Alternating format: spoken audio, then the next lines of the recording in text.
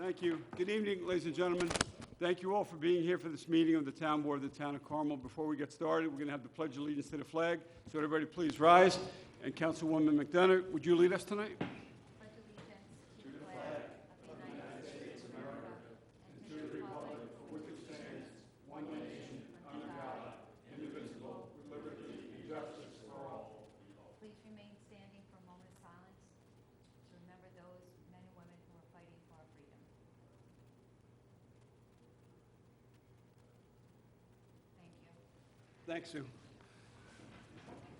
Okay, good evening, ladies and gentlemen. Thank you all for being here tonight for this Town Board meeting of the Town of Carmel. Today's date is Wednesday, June 12th, 2019. And prior to coming out here for the public portion of the Town Board work session, the board met in executive session to interview a candidate for the Carmel Planning Board, and also Greg Fulchetti, legal counsel, to discuss. Just got to turn that down. Vinny, turn the volume down a little bit.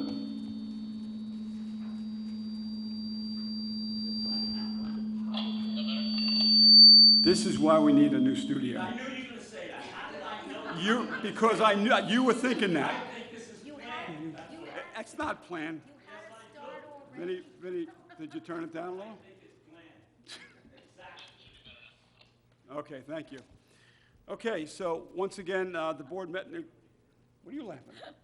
The board met in executive session with Greg Fulchetti, legal counsel, for litigation update on the New York State DEC order of consent.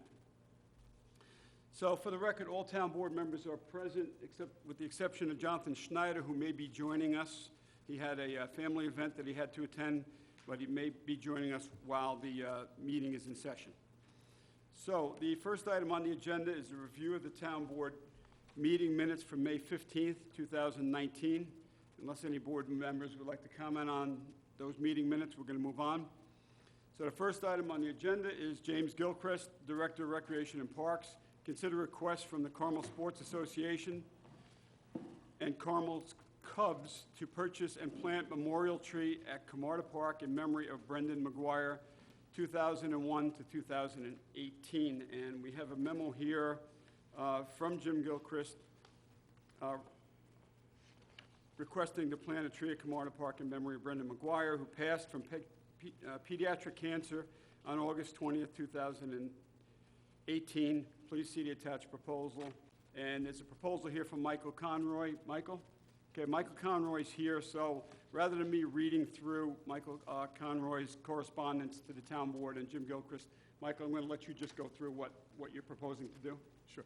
I just want everybody to know that this did come in front of the Recreation Committee last week. Everybody was all in favor of it. We have a perfect location up at the park. The spot that we're going to pick is when you're in the parking lot looking at the main building in Camarda Park towards the 90-foot baseball field. It would be on the right side of the building on the roadside. So that's our plans to plant the tree. Carmel Sports Association has been maintaining flower beds up there probably for the last 3 years or so. And this is something else that they wanted to enhance the park with and have a memory plaque also on the tree, which I think you guys all have copies of. Yes. We do, Sure, okay. yes. So Mike, why don't you just give a little... Good evening, and thank you for having me tonight. Carmel Cubs and Carmel Sports Association, we had gathered some funds in honor of Brendan last summer when he passed. He was a member of the Carmel Sports Association from the time he was 4 all the way up.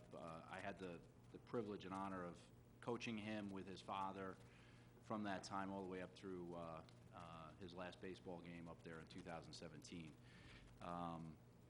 Parents have dedicated, countless hours of community service and coaching and being up in the park. Brendan was an incredible part of our team and community. He went to Kennedy Catholic. He also brought together, we played with Mayapack Sports Association for 2 years, 2 years of fall ball where Carmel kids went over to Ray Stahl and his guys and played together, and then we took Mayapack kids in summer ball. In fact, those teams actually signed a baseball for Brendan. It was given to his parents at his wake, and it was buried with him. So, his ties to the community are pretty incredible. So, You know, it's something Carmel Sports Association, you know, in working with Jimmy, we've done a lot of work up there. Any of the funds that are left over, we had talked about, you know, some additional ideas with some landscaping and just all the funds would go back into the park where he spent, you know, countless hours over the years and a lot of early mornings and late nights with me playing ball. So I don't know. I forwarded the proposal. I don't know if you wanted me to Yeah? comment on that. Yeah, Mike, I think it's beautiful. I love the plaque. Mm-hmm. Yeah. I think it's going to be a really nice memorial. Yeah. Appreciate it. Appreciate you considering it. What type of tree are you planting, Mike? It's called a red bud. It's got a red leaf and it blooms in the spring. It's got like a white flower. It's kind of a neat tree and Is it like the sun? Is it like does like being the in sun. direct It sunlight? does like the Okay. sun. We're hoping that someday it'll provide shade for somebody who's trying to watch a ball game up there. You know. Okay. All right. No, that'd be great. This is wonderful. It really is. And the plan is we're going to put Belgian blocks around it and maybe have a little seating area on one side with a bench looking right at the baseball field. So, you know, we have to see how it situates first, and then we'll take it from there. So, Okay. Yeah, just, when are you planning on planting it? In the fall? or- As soon as we get approval. Okay, all right, because, I mean, this is probably the last month before the summer months start with the heat, where you may want to plant it. If you can't get it in Early now, enough. you may want to wait till the fall. Yep. But I think you're still in that window for planting. Yeah. You should be You're okay. going to have to use a water bag on it. Why don't you just go ahead and order the tree now? I mean, we're Okay. going to do this by resolution, but you Okay. don't have to wait for us to approve the resolution, right? I was going to say, can we yeah, just do it? Yeah. now? Yeah, I'd rather you get that tree in the ground as Oh, soon as you If can. it's, That would be Yeah, wonderful. it is Yeah. time sensitive. yeah, if it's time sensitive, Yeah. maybe we can just, And just make sure Okay. whoever's responsible for watering it, they should probably at least, you know, Yep. try to water it 2 or 3 times a week, at least until it Yeah. it takes, you know. It could be me on the way to and from work each day, but that's fine, absolutely. Okay. Good. I appreciate that. That would be wonderful, and the family I know would appreciate it, and Carmel Sports Association All right. is very Well, appreciative. I make a motion that we go ahead and authorize that at tonight's town board meeting. Okay. Rather than wait until next Wednesday, this will give you a week ahead of time to get Take care of it. out there and And then start we'll, looking. And We'll talk about it. all right? I We'll get a second, jump on it. You second it? second. All right. Motion by myself to authorize the planting of the tree at Camarda Park in memory of Brendan McGuire, seconded by Councilwoman McDonough. All those in favor? Aye. Aye. Okay, so there you have it. Okay, all right. All right, thank you. Thanks so much. Appreciate it. Thank Carmel Sports Association and everyone involved with this. I will. Thank you very much. Okay, Mike, take care. Thanks for being here. Thank All right. you. Okay, so number 2 on the agenda, James Gilchrist, Director of Recreation and Parks. What's that? Yeah. Consider request to award bid for Airport Park Phase 2 base bid. Here comes Jeff. Hey, Jeff. Okay, this is Jeff Cantelmo from Inside Engineering. He's the engineering firm of record for the work at the Town of Carmel Airport Park Athletic Complex. So we're discussing Phase 2 field contract tonight, and the contract number is C-255. So Jim and Jeff, you want to just take it away? Sure. Well, just to give you an update, everything in Phase 1 right now is, we're back on track. We're fighting the weather. There's been a tremendous amount of rain this year, so we're behind about 2 weeks or so, I think. But we're still in our window to get that work done. And the timing when this resolution is passed, and we try to get the second phase going, we're going to go perfectly into that summer, into the fall growing season. So everything seems to be working like clockwork right now. After we go through this, I'll be coming back to you guys probably in about 2 to 3 weeks for authorization to go out for fencing. And we'll see what the water situation is, we're going to do with there. I'll do that also. And also running electric in from one of the adjacent neighborhoods to where the building would be situated in the park. That electric would be used for an irrigation system and security system and everything else that's going on in the park. Okay. And then just so the other thing, our plans are not to use sod on the park, so we're going to have a growing season where the park is going to be closed when the grass is growing, And this is when we're going to try to get a lot of the amenities into the park, the building and playground and other things that are going in the park. So that'll all take place early next year into the fall of next year. Okay. Okay. All right. Good evening. Jeff, do you want me to, before you start, do you want me to go through this real quick, or are you gonna? I'll go through it. Do this memo, okay. Yeah. Good evening, Jeff Cantelmo from Insight Engineering, Surveying and Landscape Architecture. Just to expand a little on what Jim said, we do believe that substantial completion of Phase 1 will hit around the end of this month. And one of the important aspects of this project has always been the growing season for the turf, for the grass. And ideally, we want to start the work associated with the soil amendments, the spreading of the topsoil, and then the seeding, mulching, all to happen throughout July and August. So as soon as the wetter weather comes around in early September, there'll be a month and a half for the grass to get rooted and get started. That's very important. And so timing is of the essence in that regard. As the board is aware, this project's been segmented in phases. This Phase 2 contract that we're discussing this evening has to do with the soil amendments, the seeding, the spreading of the topsoil, the fine grading to establish the start of that turf. There was, as Jim indicated, several ad alternates in the contract. One had to do with sodding part or all of the fields. Another had to do with irrigation on part or all of the fields. Jim has met with the rec committee as well as the airport subcommittee to gather their recommendations on what they would like to see happen in this phase of work in terms of the ad alternates. And they elected to suggest to the town board that the irrigation be included along with the base bid of the soil amendment turf establishment. We did receive 3 bids on the subject contract. The low bidder was an outfit by the name of U.S. Pitch Care, LLC. They actually are in the business of establishing and maintaining fields. That's all they do.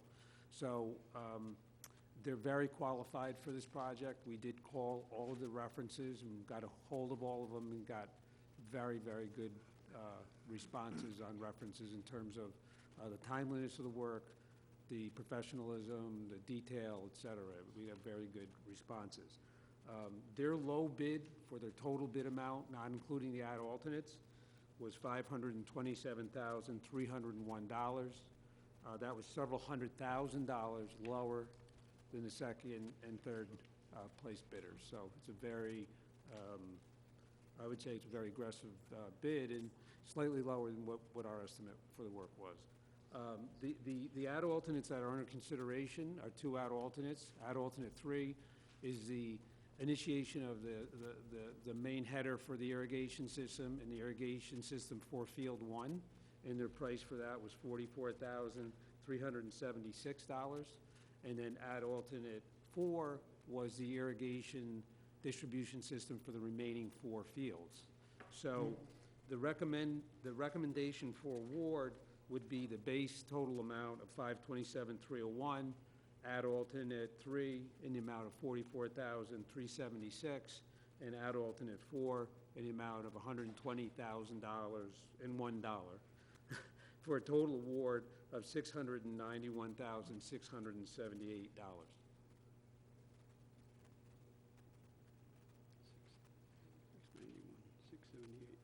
Okay. And Jimmy and Jeff, just to clarify for informational purposes, the base bid, that includes adding sand, adding loam, or creating the loam, Yes, grading, and also planting grass Yes. with a temporary water source, correct? To Right. grow that grass. Right. They're going to establish the turf, and then they've got to maintain that through the growing cycle. Right, the first growing cycle, right? Okay. And then we'll pick it up next year.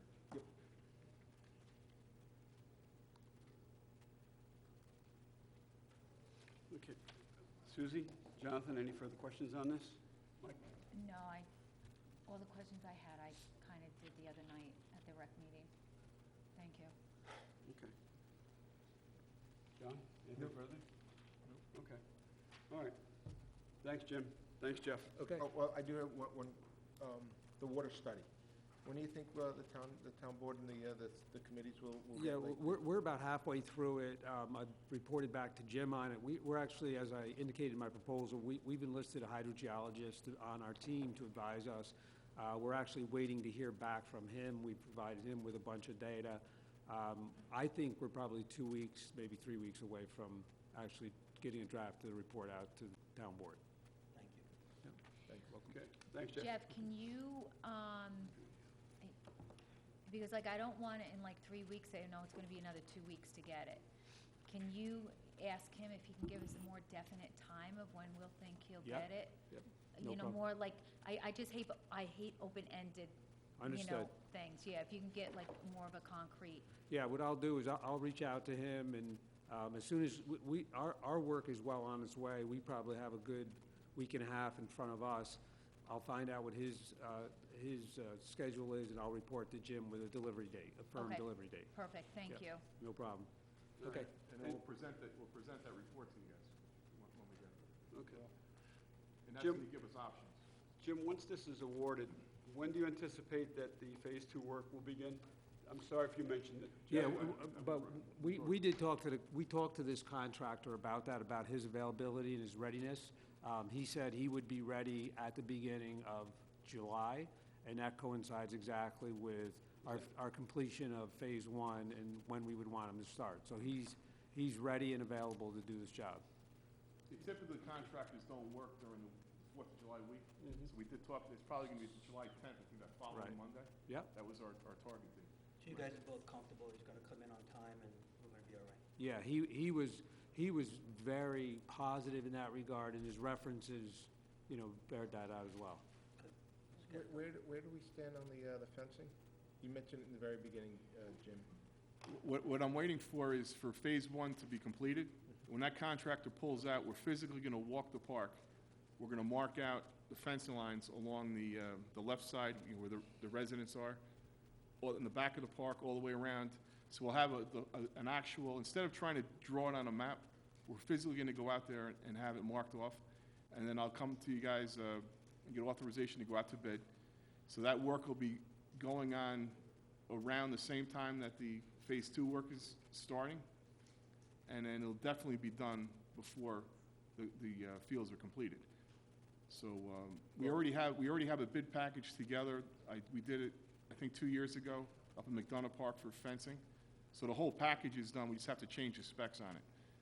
Our plan right now is to go with a black chain link fence with a top and a bottom rail. That's our spec, and it'll be a concrete footing every 10 feet. And then we'd have break points. So we're going to try to figure out where's the best spot to have a break point. So you have, if you've seen around a track where you have fencing and opening, and then another fence is offset, so that'll keep any motorized vehicles out of the park, and people will be able to come in and out of those.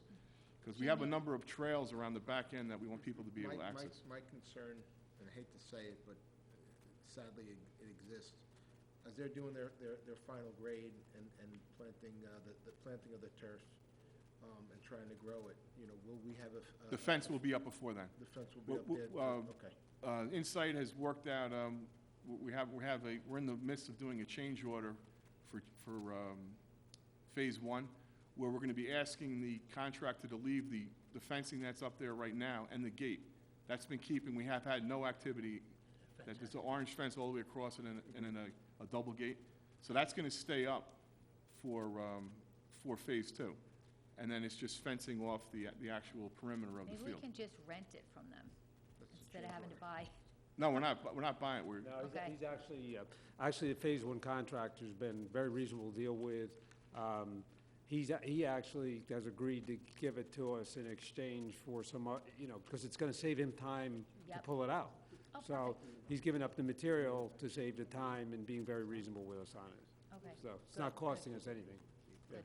Jimmy, just one thing with the fence, I know we're really not talking about that tonight, but when you do those cutouts, you know, like they have it at the school and stuff, because it's a field, there's gonna be moms with strollers and babies. So just make sure that a stroller can get through it, because at the high school, you know, you're not allowed to have strollers on there. Well, the cutouts are designed if a ball goes over the fence. So we're going to try to do the cutouts between the fields on the the 4 fields in the back. So between each field, we'll have a cutout. The back corners will have cutouts. It's not meant for people to go through with strollers. We're going to have actual physical gates in the front of the park. In the front, That's a perfect. different, Okay. that'll be more of an ornamental type fencing Yep. that's put up in the front. Great, thank you. All right, so Greg, you'll have resolution for next Wednesday for this, awarding? Okay. You got it. With the ad alternates? Thank you, Jeff. Thanks, Jeff. Thank you. Thank you. Thanks, Jim. You got it, okay. All right, number 3, Police Chief Mike Kazari. Consider request to authorize education stipend for P.O. Ben Pearson and P.O. Kevin Anderson. Evening. Evening, Chief. So they're both coming up to their one-year anniversary. Pearson has a bachelor's, so that's 900, and Anderson is 600 for an associate's. Chief, closer to this. They're not going to hear you. How's that? Okay, Thank you. better.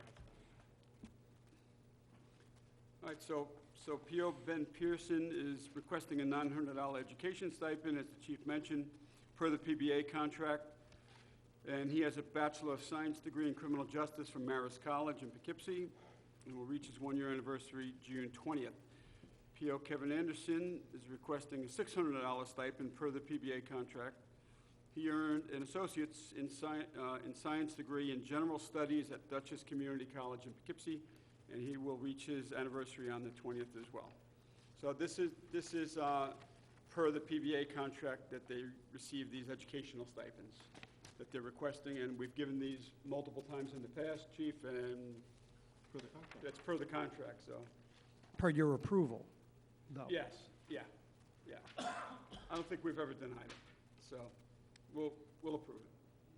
All Thank right, so next is also Police Chief Kazari, consider request to accept the proposal from Indemnia for the purchase and installation of the NY RECA system in the police department. Chief? So we have the digital fingerprinting system and the photographs. It connects through Westchester to Albany DCJS. We purchased this last one in 2014, so even though the system has been upgraded, we would have been changing it now anyway. We put the money in the budget last year, waiting for them to finish pricing. We carried over that $20,000 that I had budgeted for it.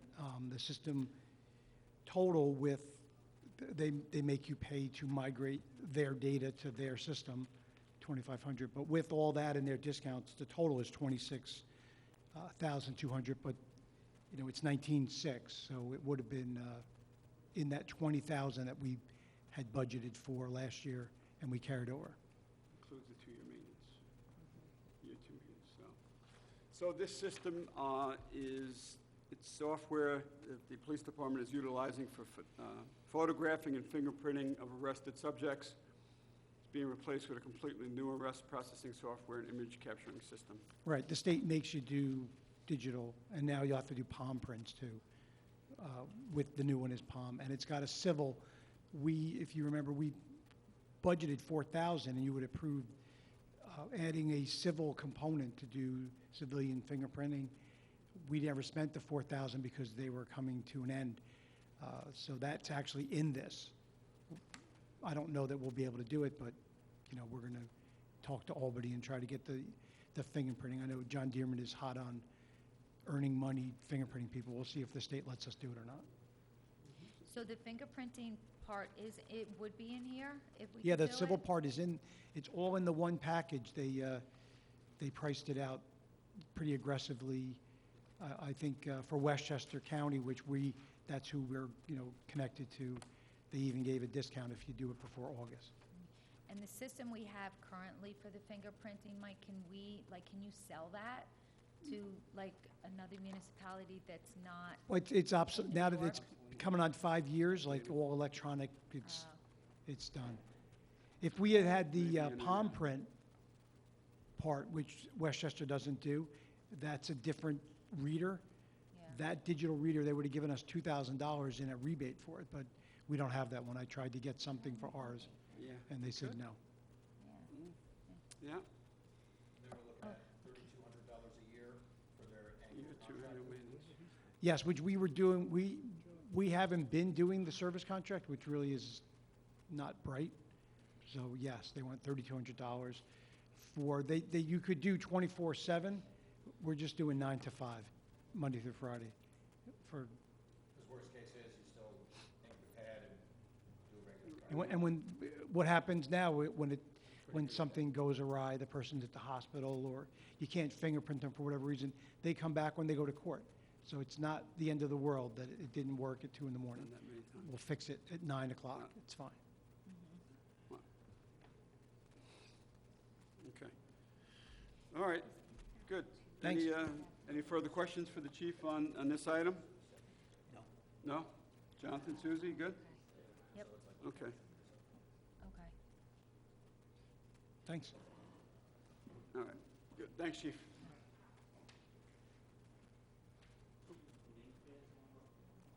Okay, number 5, Mike Simone, the highway superintendent, actually asked me to handle this one for him.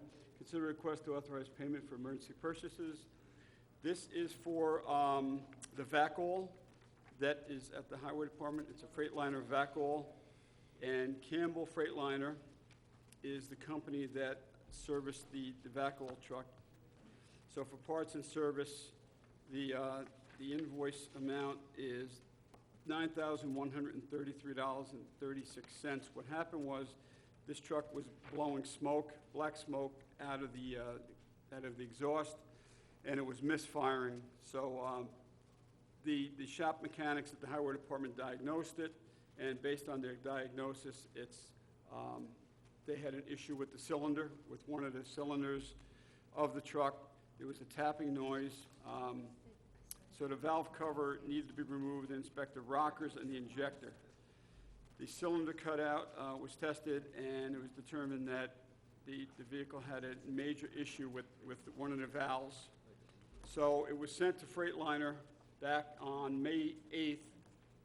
It was Campbell Freightliner in Orange County where it was trailered to. And they pulled the top of the engine off, and they determined that the valves, there was major issues with the valves on the left side of the unit, on the left side of the engine. And while they had the motor completely apart and the top of the engine off, they had recommended to the highway superintendent that they do the valves on the right side of the engine, because ultimately what would have happened was, if they buttoned the engine back up again and fixed one side of the engine valves, that the right side probably would have failed at some point, and the truck would be back up there again. They'd have to rip it apart and do that. So it was agreed that the motor was going to be completely, the top end of the motor was going to be completely rebuilt, and the injectors were going to be replaced on both sides of the motor. And the superintendent agreed to that while they were performing the work on the left side, to go ahead and do the work on the right side, which makes sense. So now they have a completely rebuilt top end of the motor. So the price for that, combined on all the work that was done, was, again, $9,133.36. This is a VACOL truck that is used daily. It's a Freightliner, and it's one of the major trucks, vehicles that are used to clean catch basins out, jet catch basins out, and also to sweep roads as well. So they needed this truck back right away. Because of the timing of it, we're now in early June, and a lot of this work that they're doing on the stormwater systems is taking place right now. So this is an integral part of the fleet of the highway vehicles, and this work needed to be done. The truck, aside from this, is in excellent condition. So I think it made sense to go ahead, and I agree with this highway superintendent, to have the work done while the engine was torn apart. Just go ahead and rebuild the top half of the motor, and then button it back up again. And hopefully that truck is going to last them another, 5, 10 years, who knows? But all that work is done, and a new truck to replace this truck is probably over $200,000. So I think it made sense to do the work that was done on it. Kenny, Any board members? yeah, I just have one question. What is the $200 extra for supplies? Probably for gaskets and stuff like that. Because it has, it has the parts for 5608, it has the labor for 3325. So, no, because gaskets are in the supply, in the parts. Like rags and stuff? Well, it could be, Could be gaskets. It No, could be gaskets other, are in there. I don't know. Where do you see that, Sue? Oh, yeah, hold on, down here. It's kind of hidden. Oh, oh, Yeah, it says supplies. yeah, supplies 200. Norman thinks like rags and stuff. Change out the oil. Yeah, you change out the oil. Maybe oil, Like that. oil, changing out Okay. the oil in the motor, could be. Grease, oil, lubricant. Yeah. The vehicle's in 2005, and it's got 42,000 miles on it. So they do a lot of work with the truck based on the mileage. It makes its rounds around town quite a bit. So, yeah, so it was definitely worthwhile making the repairs to this truck based on the cost of a new one. Okay, That makes sense. I'll find out about the 200, yeah. but that's probably what it is. Maybe it's fluids, something like that. All right, Jonathan, you have any? John? Okay. All right, so number 6, Supervisor Ken Schmidt, consider request to authorize payment for repairs for Town of Carmel Water Districts 2, 8, and 12. Our engineer, Rich Franzetti, wasn't able to join us tonight, and he also had a family matter that he had to deal with, so he couldn't be here, but he did ask me, and I think Greg's going to handle number 9, so I'll take care of 6, 7, and 8. So this memorandum is from Rich Franzetti, the town engineer.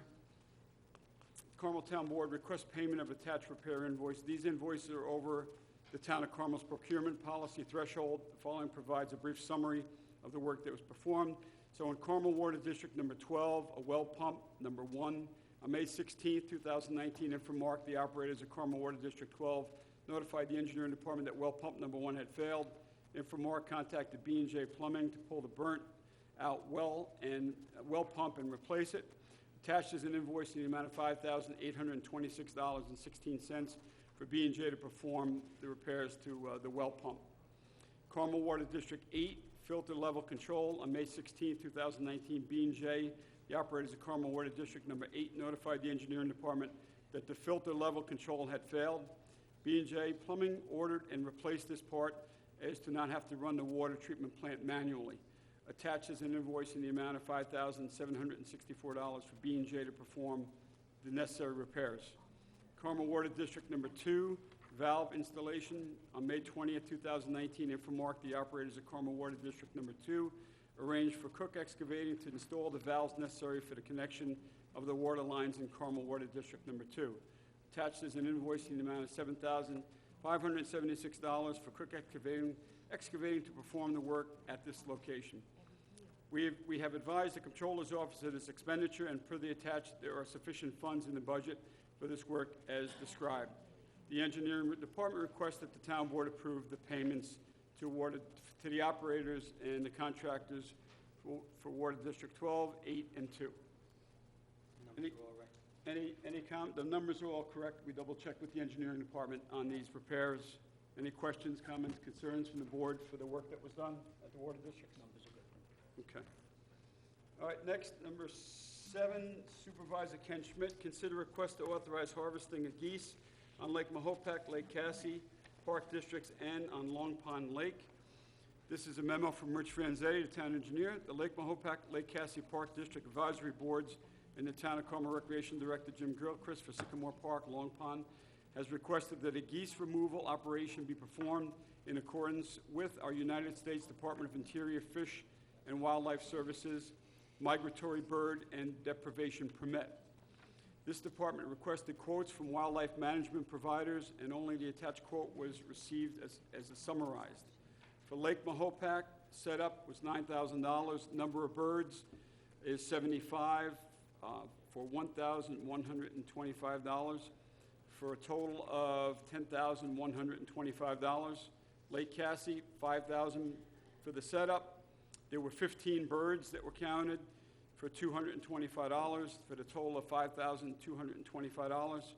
Long Pond, the setup was $5,000 for 35 birds at a cost of $525 for a total of $5,525. The cost per bird is $15. The number of birds allowed to be removed per the permit is not to exceed 150. The method of harvesting the geese is provided in the attached proposal, and the harvesting sites will be arranged with the various contracts or contacts at the respective sites. This department spoke with the Town of Carmel Controller, who indicated that there's sufficient funds in the Lake Cassie and Lake Mahopac budgets. However, per Jim Gilchrist, this service was not included in the 2019 budget. If approved by the town board, the funds could be transferred from the contingency or fund balance and can be included in future budget revisions for approval. The initial charge could be to the beach contractual expense line and transfer the funds into that line. Copy of the correspondence is attached. This department requests that the town board authorize this request and that this request be placed on the next town board work session. So, there's a proposal here to round up Canadian geese for the town of Carmel. Again, it's Lake Mahopac, Long Pond, and Lake Cassie. Mr. Districts are asking for it, the districts are paying for it. Right. Yeah, the districts are requesting this, this harvesting of the geese, the depredation of the geese. Scope of works, the birds will be caught off the lake, corralled in pens, crated and delivered to a poultry processor in Steuben County, New York. The roundup will take place in late June 2019. Lake Mahopac, they will use 3 to 4 different capture sites on Lake Mahopac to corral and capture the birds. The birds will be herded up using kayaks, canoes, and gas-powered 12-foot rowboats. Long Pond and Lake Cassie, we will use the beach areas of both lakes for capture sites on Long Pond and Lake Cassie. And again, the cost for the projects are $9,000 for Lake Mahopac, $5,000 for Long Pond, and $5,000 for Lake Cassie. The cost for processing the birds will be billed separately from the processor. The cost of processing the birds will be $15 per bird. Okay? Method of payment, the payments will be made 8 separate checks, blah, blah, blah, to wildlife agents listed above. So this is a harvesting that we have done in the past. The geese have been rounded up and removed from the lake. So, Board, what's your pleasure on this? Well, you know mine. I never voted for it, and I don't plan on voting for it, but I'm sure you got 3 votes. I just feel, that's their home out there. We shouldn't. But You heard me last week, I that's think that my there's thing. enough technology out there that we should be trying it instead of $20,000 right now, whether it be speakers to deter them. It'd be, like I said when I was at the hardware store, they have goose repellent liquid. I mean, it seems that there are definitely alternatives that could be attempted before we send them out to processing, as is written in the quote. Okay. What about this side? Bye-bye geese. Bye-bye geese? Bye-bye, geese. Bye-bye geese? Okay. All right. We have 2 bye-bye geeses on this end. I'm just They've saying. tried, the Lake District has ate all the eggs, they've done everything they could possibly do. The meat's not getting wasted, it's going to the homeless shelters. It's been done before, and it's a proven solution. Okay. And the taxpayers are not paying for it, the districts are paying for it. Okay. I know, I just, All like I right. said, it's their home. Well, you I know? agree with you, Where- Susie. Where else that- are they supposed to go? We Yeah, eat, I- we Oh, eat there are chicken, alternatives, They're- that's just they're it. You supposed to determine be here, out go there. somewhere steak, else. we eat everything else. Yeah. I mean, I lived on Well, the lake and I had dogs and I you- never had problems. Well, you know what the issues are with them. I know what the They issues they are. poop Kenny, all over the place. Kenny, I've lived on the lake. I've had geese. I got dogs. Never had geese problems. I'm just saying, you know my feeling with I know, killing things. I know. See, and that's just my feeling. I We feel can- the same way you We can do. agree to disagree. I just think that that's their home and, you know, No. just because Susie, we I don't- built a I don't house and disagree we with don't you. want their crap on our lawn, that doesn't give them a right, but that's okay. I'm an animal lover also. I know. I don't like to harm any But animals. But I do Anything. understand, you go down to the park at, down here, Well- at Chamber, and you see the goose poop all over the place right before a concert or anything like that. I understand that, and now at Sycamore, I understand both ways. I just don't like the killing of them. That's all. I wish there was another So, way. so you know, my vote has never changed, so. No, it never has. Everybody knows, the same No. with the soda, so. All right. I don't like to do it either, but I think it's necessary that it be done, so. All right. Any further comment? Good news of number 8. Number 8, Supervisor Ken Schmidt, once again, consider request to accept proposal for the purchase of triploid carp for Lake Mahopac. These are the grass carp that After much debate and dialogue with the New York State DEC, they have issued us a permit for the stocking of 700 triploid carp in Lake Mahopac this year, so it'll take place this month, the month of June. Ideally, you want them put in the lake when the water is cooler, as opposed to in the middle of the summer in July and August when the water's too warm. So the water's still cool enough where the carp can be introduced into the lake. So the engineering department has written this memo. The Town of Carmel Engineering Department and the Lake Mahopac Park District Advisory Board have received a New York State Department of Environmental Conservation permit to stock 700 triploid carp in Lake Mahopac. It should be noted that the DEC permit is set to expire on November 30th, 2019. As part of this permit, the DEC provides a list of approved carp suppliers in our region. Ed Barnett of the Lake Mahopac Park District contacted 3 of the suppliers on the list and received quotes from the following 2 suppliers.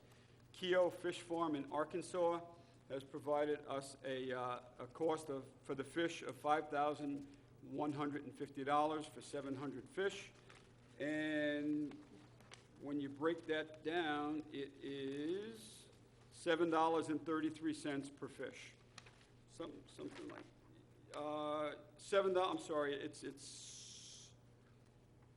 $7.36 per fish for 700 fish.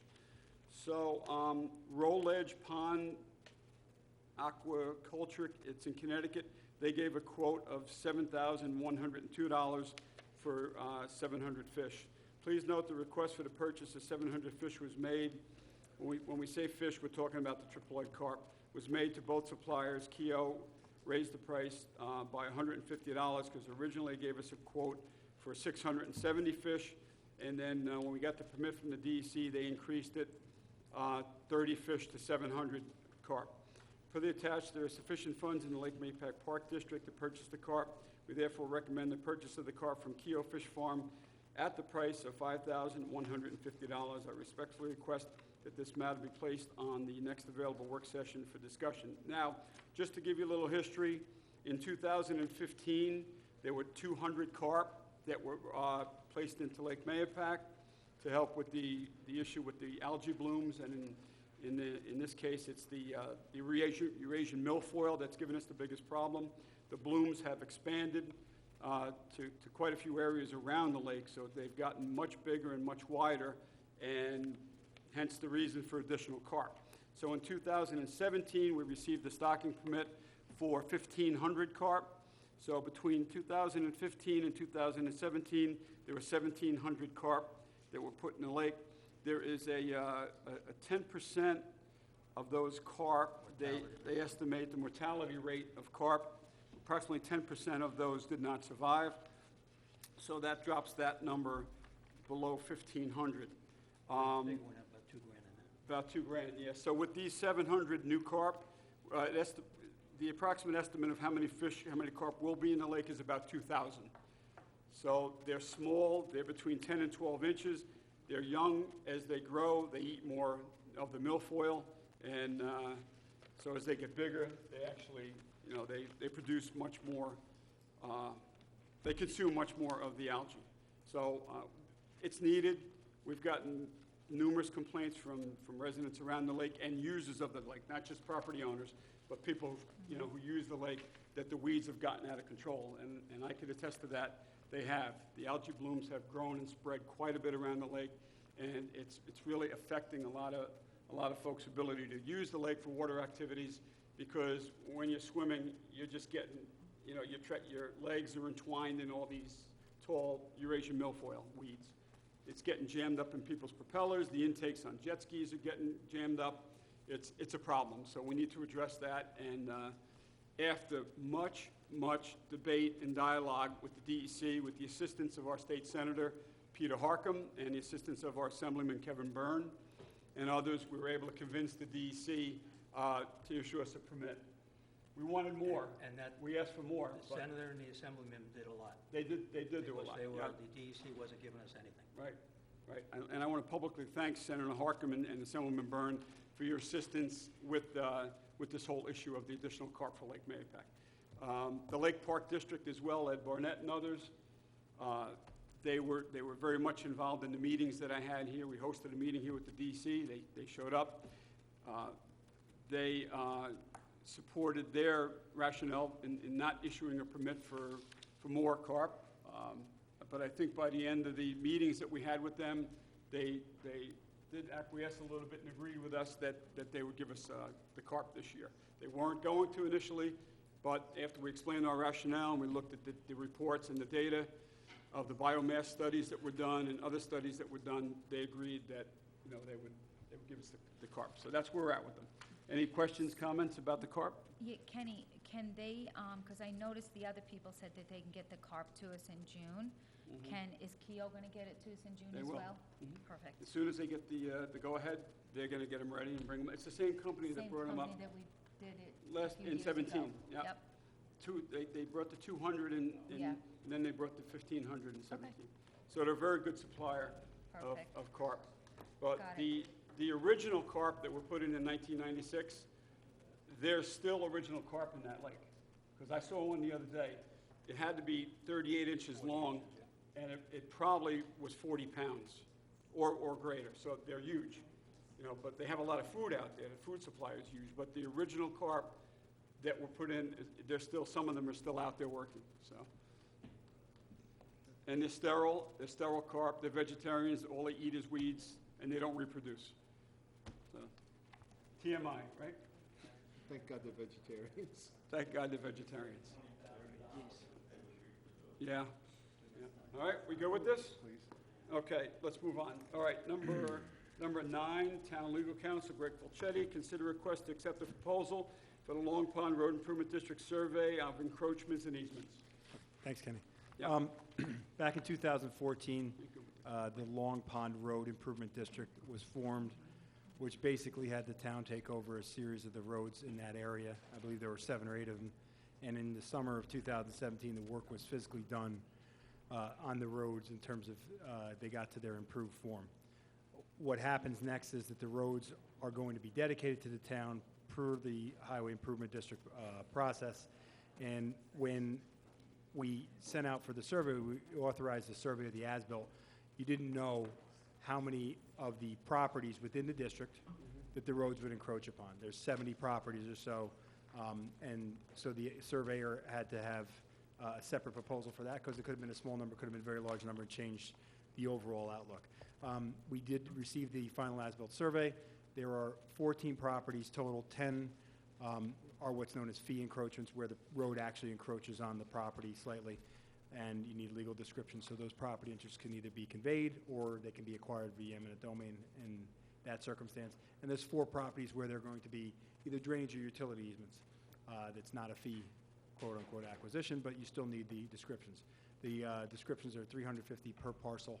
The total is $4,900, which is actually under your authorization threshold under your policy, but I thought that the board should be kept up to date, and that the surveyor can be authorized to do that, so you can finalize, and hopefully sometime this fall, you'll actually take dedication of the roads. So I'd prepare a resolution authorizing that next week if the board is inclined, so the work can be completed, and I can get the conveyance documents done. Get it done. Yeah. We want to move forward closing that out. Okay. Yeah. So, great. And the top is on the roads, right? The top. The roads are physically completed. This Yeah. is just now for This is just the dedication process of you taking title to the roads. That's the Okay. next step. All right, good. It's in good hands, Greg. Keep moving forward. Okay.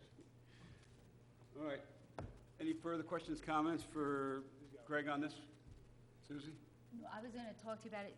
Greg, I'm assuming inside the little red is the easement? Those are, if you're looking at the as-built map, Yeah. the marked properties are the ones where you require the easements. I mean, that is a super small scale, okay? But So you the can- red lines are not the area of the easement, that is simply to identify the properties. That's basically the outline of the roads as constructed, okay? And the encroachments are on the 10 parcels. I can give you the identification of the actual tax lot numbers and the addresses. You Okay, know, but yeah, that's just I'll the- show you the as-built. which one I'm looking at Okay. after. Perfect. Thank you. I don't. Okay. I'm good, thanks. You good? All right. Trying to make it fun of my eyesight. So, that completes the agenda items for this evening's Town Board work session. Is there anyone here that would like to come up and address the board on agenda items only at this time, 1 through 9? Come on up at this time. Dave? No, no, all right, go ahead, Norm. No, you can go first. Go ahead. Thank you. I have a question on Sewer District 2. You paid for someone to dig up the sewer. I can't remember exactly what it was, but that cost like $7,000, $8,000. It was a water district. Water- two and a valve. water- Water too? district, yeah. Why couldn't we use the town backhoe to go out there and do some of the work so it would be less? I mean, we own a backhoe, right? Yes? The highway department owns it back. Right. Right. So why couldn't we send somebody out there to do the necessary digging instead of bringing in somebody? They generally charge, what is it, $1,000 a day now, maybe more? They charge a setup fee and whatever. Yeah. Yeah. Because the highway department doesn't do water, I'm not asking to do And the dra- water, I'm asking to do the digging. well, that's part of it.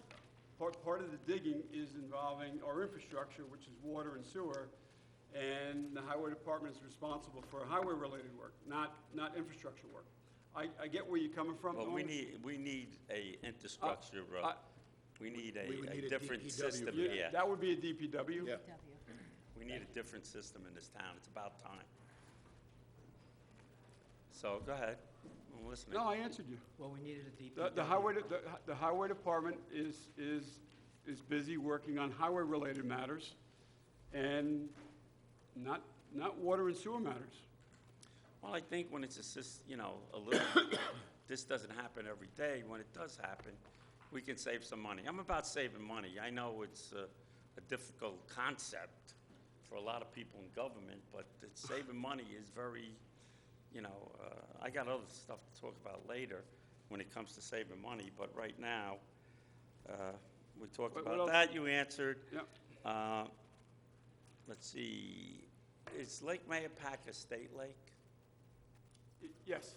So why are we paying for things to be done in the state lake?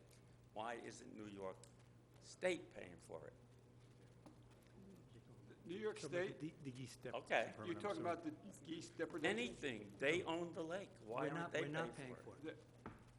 They are what? The district is paying for it. And I'm asking why? Excuse me? They're the ones asking Why? for the work. They're the ones asking, DC doesn't want. The district is asking for it. is asking for it because they try to do the best they can for the lake. And Listen, the these lakefront districts residents is- that are included in the district. The taxpayers are not paying for it. The district is paying for it. Okay, first of all, I set up the first park district in this town, and I helped everybody else set up their park districts. The people are paying for it, whether you know it or not. That's how they get their money in the park district. It comes from their tax dollars. So people you're in the wrong district. there. This is like Barney, look, free college, free medical. There's nothing free lunch. Didn't you Nothing learn free. that? You know how to pay, Mr. Borelli. There's nothing free. Right, so don't keep saying the district is paying. The district taxpayers I are paying. specifically said the district taxpayers, No, you didn't. the residents of the district Oh, boy. are paying for it. We The have to town see is the not tape. paying for it. We have to see the tape. They live in the town, right? And I'm still saying, it's a state lake, why don't you guys go after the state? You're telling me how the congressman or senator helped you? Tell them to get the money from the state and pay for this, instead of the people here paying for it. We're taxed to the roof in this town. You should know that better than anybody, Mr. Borelli. You have a lot of property in this town. Norman, Yes, I think. I pay a lot of money, Mr. Marino. I know you do. I think, And I don't want you paying a lot of money. I want you paying, what you're supposed to be paying. That's why This I town took is this, out- that's why I out- took out this of job, the- Mr. Marino. Yeah, okay, so then you're fighting with me, telling me that the state shouldn't pay, the people are paying in the park district. the Your state, next point, Mr. Marino? the state will not pay. The state could probably care less about what happens in Lake Mayapack, around Lake Mayapack. The Office of General Services, they have no interest in Lake Mayapack at all. It's one of many state-owned lakes in New York State that they don't budget any money for maintenance that we're discussing tonight, geese deprivation, carp in the lake. They have no interest in that. Dam inspections. Everything is passed down to the municipalities, everything. You know that, Norman. You were on the board for many years. And I'm telling you, what I said then, I'm saying now. And what I'm We saying should go is after the state to pay. you are wasting your time and energy, even making a phone call to the state, because the answer is going to be, it's a local issue. You deal with it. Even though the state may own, technically on paper, they own the lake, they don't manage the lake. Do they come down and bother people when they're doing something on the lake that they No. don't want them to do? No, they have Never. nobody. They have no personnel. They Okay. told us, when I met with the state, they said, don't even bother looking for us to come down and enforce your OGS laws or anything OGS mandates, because we have nobody. They have no personnel to do it. So, good luck with that. You're not going to see it. Oh, I know who goes on. Thank you, Mr. Snyder. Yeah. I know, the Coast Guard goes out there. These are volunteers, too, the Coast Guard. They're actually, All right, what do you have Go ahead. else? Go ahead, Norm. I'm looking, I don't, Carroll Lake, that's about it for now. Thank you. Thank you, Norman. Dave?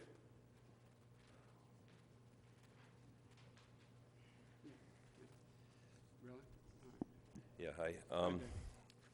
Well, I still feel the same way as last week against this geese harvesting, only about twice as much since I read a bunch of paperwork on it by the Humane Society, which outlines how ridiculous doing this is and how there's many ways, programs to do it without killing them. And this rounding up and killing them does nothing because it just makes room for another 50 or 100 to show up in their place. So it's just a waste of taxpayers in the district's money. And it's inhumane. It's a few wealthy landowners with big lawns that are too damn lazy and cheap to do something about it themselves. And just as one of those people that I'm talking about is on that Lake Park District Board, whatever you call it, and he told me himself 2 years ago, or whenever you last did this, that they're doing it because they're messing up his lawn. I wanted to slap him for that when he told me that we just spent $10,000 to clean up his lawn and murder a bunch of geese. But anyhow, you should read this before you vote, because it's really informative, and it'll explain to you how you can do it for almost nothing, rather than killing a whole bunch of them. And you can have them if you're going to read it. Okay.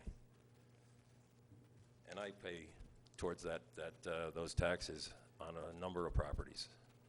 So. I think something definitely needs to be done, but I agree, there's alternatives. I take my kids out to Chamber Park all the time, and you can't even walk on the path, never mind the grass. Well, so until you get, Got it, thanks. until you put up some flags and pinwheels or whatever it takes to discourage them, bring some prisoners down from the sheriff's department and let them clean up the lawn. Get some use out of them. I don't know, there's lots of things that can be I know done. that we have definitely gotten the assistance of the sheriff for our street festival in previous years where they've had work programs, so there's definitely ways to look into it. Alternatives, for sure. Lots of things that can be done for nothing, really.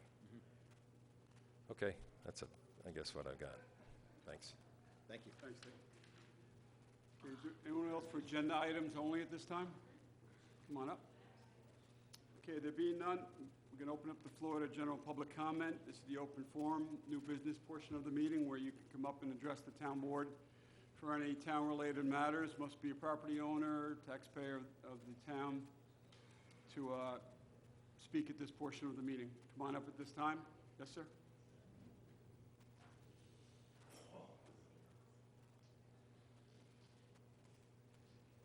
Good evening. My name is Carl Eberly, and I live on Kennicott Hill Road. And I'm here tonight because of two articles I read in the paper this past week about the restaurant Blue and the trouble that they're having.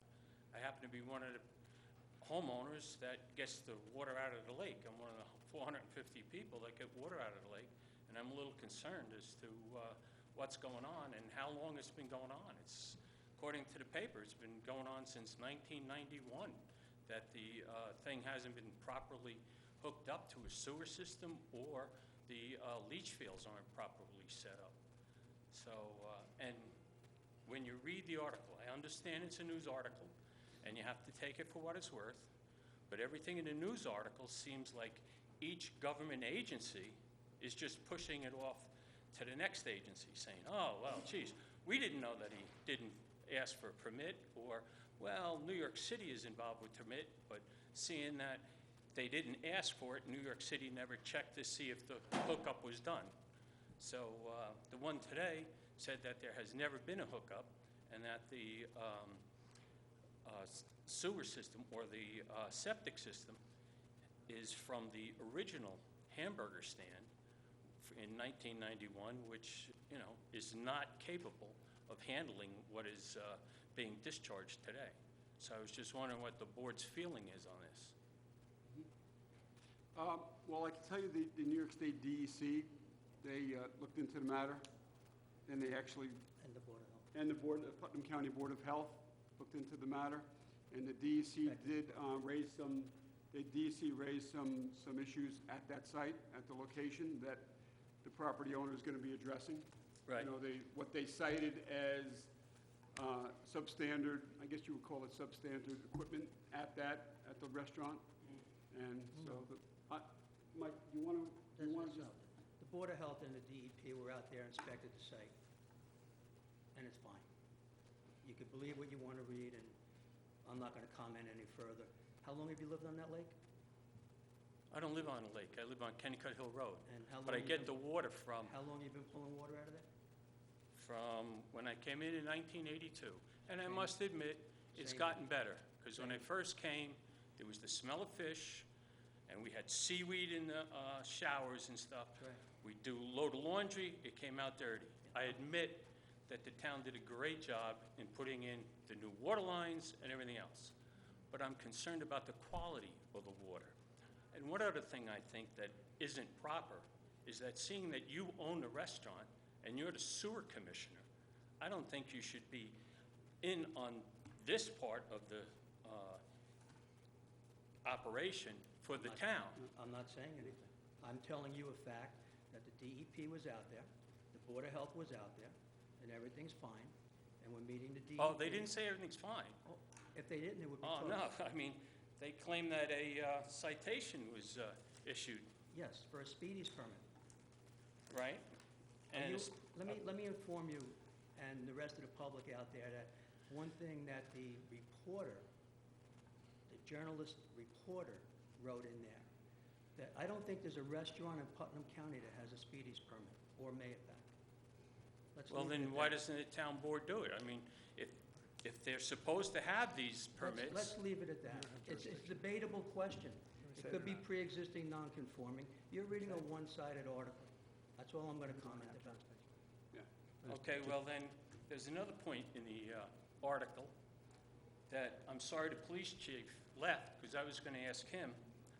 And the person said that on Sunday afternoon, on Route 6N, there were 23 illegally parked cars along Route 6N. That's all around the And, lake. excuse me? That's all around the lake. Okay. If you lived around the lake since 1982, you'll realize that from Labor Day from Memorial Day to Labor Day, the lake is the central focus of the town. And if you'd like the police department to go out there and ticket every car that's parked illegally, call the police department and tell them that. But Well, I guess it'd be pretty tough, seeing that the chief of police said he told the tax watch his department tends not to give tickets in no parking zones near commercial establishments in deference to business owners who complain. well, that could So be, now we're going to have Route 6N, that could be. which is a dangerous road to begin with all the turns and everything. We got people illegally parked on that road, but the police department isn't going to do anything because one of the restaurant owners is a town board member. no, that's not true. That's not No, true. that's not a fair I statement to haven't run make. that restaurant for 25 Sir. years, sir, so keep your facts correct. That's not a fair statement to make. The chief's not here, first of all.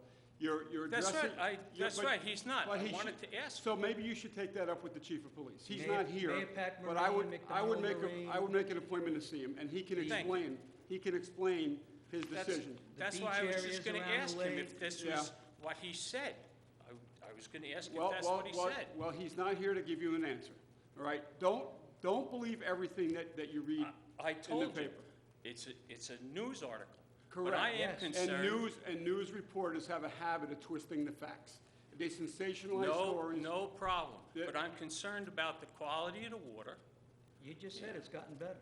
Let- Come to can- the Lake Yes, Mahopac, I'm sure, and come to the meetings on the first Monday every month in the summertime, because we have experts there that'll tell you how much better the water has gotten in Lake Mahopac. I agree. The Sir, water can I, is can I, better can than I when say came. something? Can I say something? Certainly. I live in. I was li- going to mention that, I it's in the live, article. I drink that water every single day. All right, I have no issues with the quality of my water. I'm still here. It hasn't killed me. You know, it may, you know, my nose is a little congested, but I don't think it's from the water. But No but problem. the water, my water is crystal clear. I have no fishy odor in it. There's no taste that I don't like. Otherwise, I wouldn't drink it. I don't know, that's what I said when So, I was but- here. I but- said, the fish was when I started, and it's been improving ever since. Yeah. They did a great job. They did a great job putting the water lines in. It has improved. Well, it's the But I'm a little filter plant has concerned improved as when well. there's an article that says, hey, we have water leaching into the lake. Who says Who that? said that? Who said that? Again, The Board it's of in Health the and article. But who, He didn't but say who, that. who said it? Who said that? It's in the article. And who wrote the article? Wilson? David McKay Wilson? He Yes. said that? Wow. I It must be true then. It must be true. I refer to him as Dr. Can- Seuss. All right. Guys, I I didn't just say want it's to say, true. this I gentleman... came but- down but- here but to you- ask but you- about what was in there. Yeah, You know, I and I wanna... wanted to ask what the board was going to do about what was going on here. But I can see Yeah. that it's, okay, the This- paper's completely wrong. Yeah, this gentleman came up here, and I don't know you. I Mr. apologize. Carl came up here with a concern, and he did say that it's a newspaper article, and pretty much there's three sides to everything. I think, and just please take me if I'm wrong, is that he's concerned, and rightfully so, if it was anybody, it doesn't matter if it's Blue or it's anybody on the lake, that if there is a concern that was raised, that possibly something may be going where it's not supposed to be, or something wasn't done that it wasn't supposed to be. To me, he's just asking questions. And I kind of feel that, a constituent comes up here and asks us, we may not have the answers, we don't have the answers, but, this going back and forth, I don't think is proper, I don't think it's professional. When a constituent comes up here, we all read stuff, and I gotta be honest with you, I don't read the papers anymore. I just don't, because there's this, then there's this, and then there's this. I just don't. But I think coming to the town board and asking a question, no matter what it's on, we sit, we listen, and, there's a concern that he voiced, and that's it. I don't think. Newspapers that- make that- mistakes. That's my thing. And I'm sorry, I look at your newspaper. I'm sorry, Bob, but, I look at the happy stuff. I could say that. I look at the good stuff, but the other stuff, I just don't. But I just, so thank you for coming up, There's you more- know. Thank you. There was a retraction, retraction a week or two ago from that So reporter, we're trying to from a answer the question. misinformation that he published about Mahopac school system. I'll tell you what, if there is a retraction, I will be proud to come in here, read the retraction, and I would agree with the retraction. But I'm just asking the board to make sure that the water quality is good for the lake, and I was a little upset because every agency pushes the buck off to somebody else. We didn't know. I don't think that's true. They quoted, by the way, excuse me, but in the first article, they quoted you as saying, oh gee, I thought it was done, I figured it was done, and that was it. So they quoted you in the article, but What was done? I'm sorry. that the sewer hookup was done. No, I never said that the sewer hookup was Okay, done. then the paper was completely wrong on that one. I've actually witnessed, and I observed for myself, that sewer main is Right. capped, has a cap on it. Okay. It's a dry main. They mentioned that in the article, that it was capped, so it couldn't have been connected, but, that's it. But thank you very No, much. we appreciate you coming up. Okay, Thank no you. problem. To give you responses very specific to your questions, I was reached, the gentleman who wrote these articles unfortunately calls my office on a very consistent basis. And I usually end with the same thing. This particular time, I said, I'm going to have no comment until I get to actually see what is happening. There's already 2 agencies that have authority on this. I don't think we have anybody at the town with No, anything, so. You do not. Right now, that's have one thing. jurisdiction I absolutely agree with you, the business question that you had asked. And that is something that I've heard for years. When I sat on the chamber board, I asked why we don't enforce the 2-hour parking downtown. First, I was told because even though it's a state road on 6N, the signs don't match. There's only one-hour parking sign and 2-hour parking signs. I've written letters almost every year to try to get that changed. But the same thing is, through the chamber and through businesses themselves, without having an alternative parking spot, which is a big reason for Swan Cove project, big reason for Swan Cove project. Yes. Without having an alternative that we have for a viable means to keep employees and to keep business owners outside of those prime spots, if we have our police going in there, absolutely, we get complaints from many downtown business owners. And we get complaints from downtown business owners for not enforcing it as well. So no matter what, we're gonna get complaints. It's a no-win situation. So I don't wanna put But- words in the chief's mouth, I but I was- believe that's exactly what he was I speaking was of. surprised, and I couldn't believe that a police chief would say what is in this article. I haven't So read that's the article, why but I if it's have- because you specifically say the business owners do that, I know that, I've heard that That's why I complaint before. wanted to ask him, because I Absolutely. could not believe any police chief would say something like that. Yeah, I think you need clarification from the chief.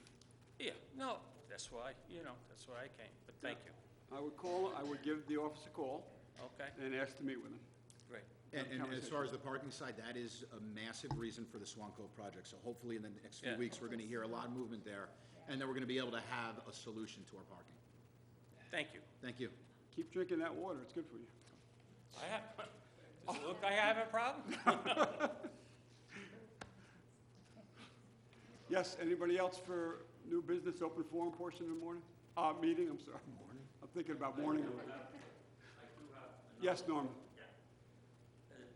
The gentleman wanted to speak to the police chief, but if you're going to ask people if they have anything that they're concerned about at the meeting, that was discussed at the meeting, you should have these people stay here until you're finished with the people in the audience. So if the people have any questions, the people are here to answer them. And you gentlemen and lady are police commissioners, so, I mean, you really are above the police chief. And so, I mean, in the end, you guys run the police department. So, to put it off on the chief, and you also run the sewer districts, you run the water districts, you run everything, you're responsible for that. And if there's gonna be signs on the road saying no parking, and they're gonna be ignored, then ask them to take the signs down. Because why would you have a sign there and people drive by and the road gets narrower because there's really no place, they're half in the road when they're parking there. And so people are worried about having an accident. I don't blame them. But if it's not going to be a no parking zone, take the signs down. Either it is or it isn't. Not just don't enforce the law. I mean, the law is the law, right? I don't know. That's when I was a police officer. Yeah, we have discretion. You always have discretion. But you can't just say, well, I know people downtown, like you said, Mr. Snyder, that own business owners. And they do complain about the customers have no place to park. But then you ask them, where's your car? Oh, my car's out there for 8 hours a day or 10 hours a day. They're taking the spaces up themselves. So they could park at the firehouse. They could park at Mount Hope Road. There's a lot of places to park, but nobody wants to walk. That's why we all have cars in this town. 2, 3, 5, some of us have 6, 7 cars. I don't, but other people do. They have a lot of children. So, I mean, really, get the signs taken down if you're going to allow the parking. or otherwise enforce the parking, that's all. Thank you. Thanks, Norman. Anyone else for new business, open forum portion of the meeting? Come on up, if there are. Okay, there being none, we just have a couple of announcements that we need to make. So, Susie, you want to do this one? Join us for a spaghetti dinner fundraiser. If you guys remember, Davis Grims he's a Eagle Scout, well, a soon-to-be Eagle Soon to be. Scout. He came in front of the board a while ago, and he is having a spaghetti dinner fundraiser this Friday, June 14th, from 6:30 to 8 at the Italian American Club. It's $10 for an adult, $5 for a child, and it's food, music, and raffles. And all of the proceeds are going to go to Davis's Eagle Scout project at Sycamore Park. If you do need to contact him, you can contact him at 914-262-1437 or dinner0614@gmail.com. So really, if you guys can stop by, I think it'd be really, really great. You get good food, and you're helping an Eagle Scout with his project. Again, this Friday, 6:30 to 8 at the Italian American Club. So I don't have to That's do this that, Friday, but- right, Sue? Yep, you're going to go. Oh, you don't have to do that. No, yeah, that's why I opened that. All You right. don't have to. So the town of Carmel is going to be having an e-waste drop-off day. So to answer some of the calls that we've been receiving and concerns about what residents should do with their e-waste, we are hosting an e-waste drop-off day.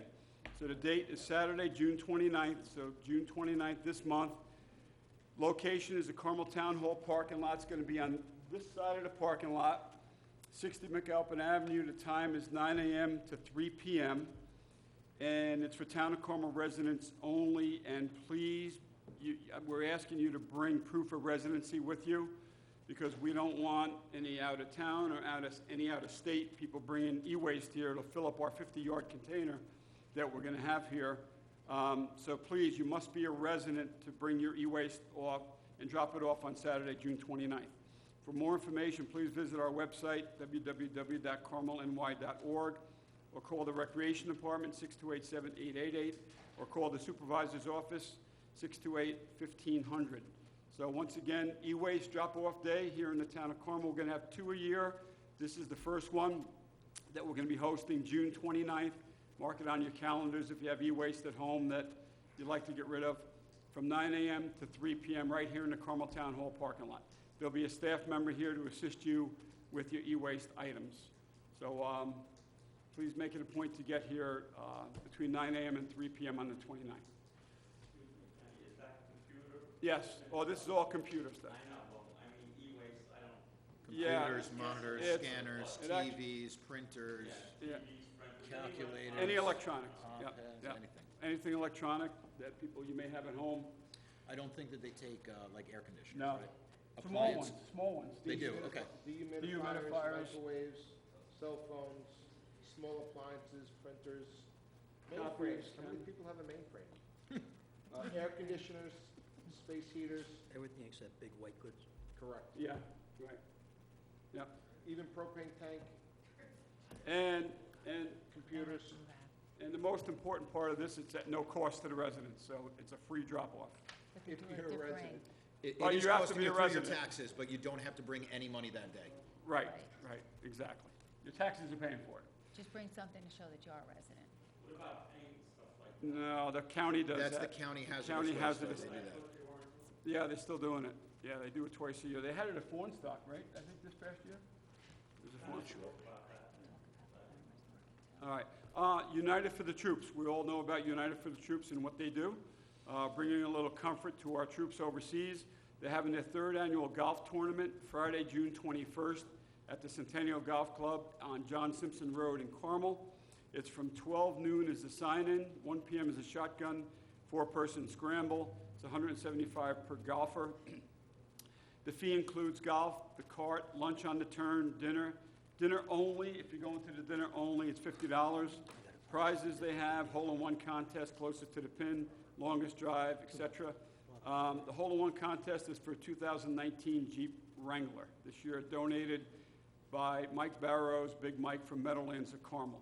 United for the Troops sends care packages to our deployed military filled with goodies from home that they miss the most. If you'd like to make a donation, go to www.unitedforthetroops.org.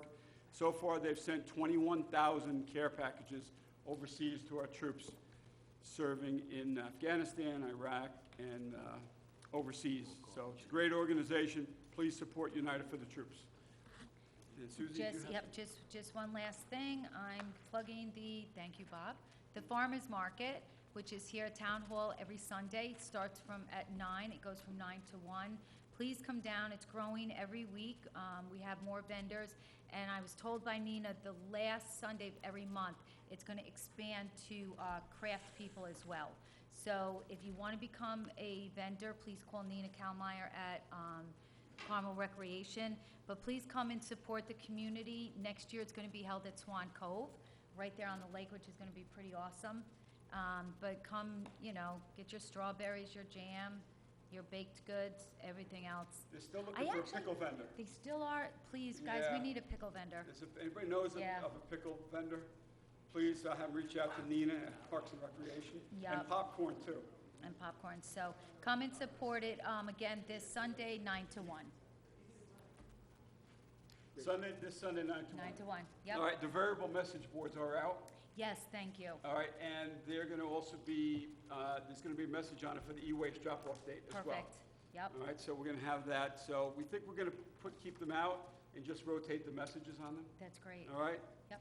That's good. Perfect. Susie wanted the variable message boards out, and yes. we responded. We did it. They're out. Thank you, I All right, appreciate you're it. welcome. Happy Father's Day. Yes, happy Father's Day. Yes, happy Father's Day, This Sunday, everybody. happy Father's Day, everyone. Enjoy, spend time with your family. Make sure they buy, make sure they pay, and you don't. It's Father's Day. And Is that how it works? what's that, Norman? Which business? After the business we just talked about. I'm ready to talk about the other stuff. Usually let's come up and talk about something else, right? We already did No, we did that already. We did that, but go ahead. Yeah, no, Anyway, I keep telling you about this equipment here. This, you can hook up 10 cameras to. See how big it is? Costs $1,000. And then there's systems to broadcast with the cameras, cost $350 each. You can probably get them cheaper. So for about $5,000, you can replace that whole damn room, okay? And this works. You could take it out in the field, and you can put batteries on it. The batteries are $150 each. I'm going to be making TV shows with this, and we'll see who gets better ratings, you and me. So that's it, okay? When are your TV shows going to start? Oh, I just got this like today. It's actually used, but I'm going to try and start it next week. Cooking with Cooking? Norman? Cooking and politic BS. Oh, no, Okay. no politics, Oh, BS. Good Norman, night. we liked your cooking one. All right, good night, everyone. So we don't have executive session. We're going to be closing the meeting from here, but we'll be back here next week is when, the 19th? No, is it? Yeah, I won't be here next You won't be here, right? Yeah. All right, so next week for a town board voting meeting. I need a motion to close. So moved by Councilwoman McDonough. Second. Second by Councilman Lupinacci and Schneider. All those in favor? Aye. Good night, everyone. Be well. We'll see you here next week for a voting meeting.